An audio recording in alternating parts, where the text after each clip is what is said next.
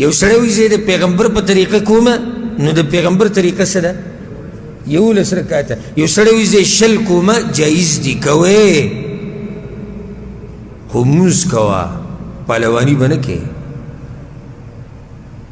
د بعضو دا 100 ټکی خوښ دی بس څه خوښ دی 100 موږ خو 100 کوو.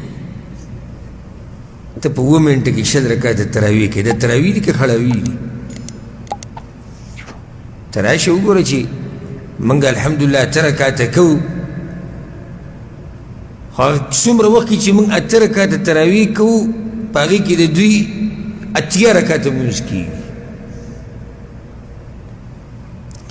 ډزه ډزه ډزه ډزه ډزه ډزه ډزه ډزه او بیا بهر خلک راوځي.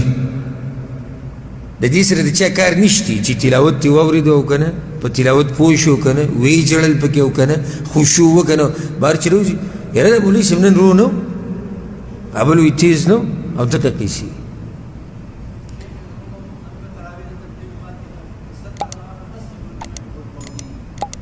دې جومات کې دا ابو بلال شمار کړي دي یعنی زمونږ تراویح 70 منټ پې لګي 80 پورې د 70 نه 80 یعنی څه د پاسه پاوباندې د پاسه ګنټه دا اوس وګورئ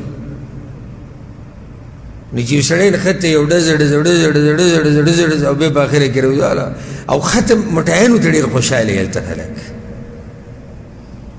په کوم ورځ چې ختم وي که نه ټول به غوړ غوړ کېږي هر یو به داسې سپینه جوړه اچولي دا غم د چا سره نشته چې په دې قرآن پورې چې را مذاق وشو. دا د قرآن ویلو طریقه ده دا طریقه ده دا خبر تیم نه چې کوم صورت وي صرف په د مولوي صاحب د تلاوت اولنی ټکی اوري او یعلمون باندې به پوهېږي که چېرته یې ووایي اخرنی ټکی دې سراک کوي یعلمون الله اکبر بیا ورپرېوتې په منځ کې پوهېږم نو بیا ظالمان په دې مقابله کوي.